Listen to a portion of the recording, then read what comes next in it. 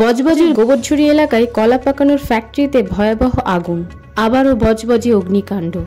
সূত্র মারফত জানা যাচ্ছে, গোবরঝুড়ি এলাকার কানাডা ব্যাংকের পাশে একটি কলা পাকানোর ফ্যাক্টরিতে আনুমানিক আজ বিকেল 5:30 নাগাদ আগুন ধরে যায়। কিন্তু কী কারণে এই আগুন লেগেছে এখনও তা স্পষ্ট জানা যায়নি।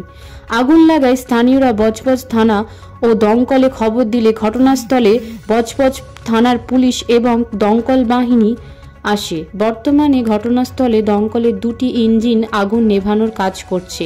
এই ঘটনাটি এলাকায় তীব্র চাঞ্চল্য ছড়ায়। Bureau report, Budge Budge news.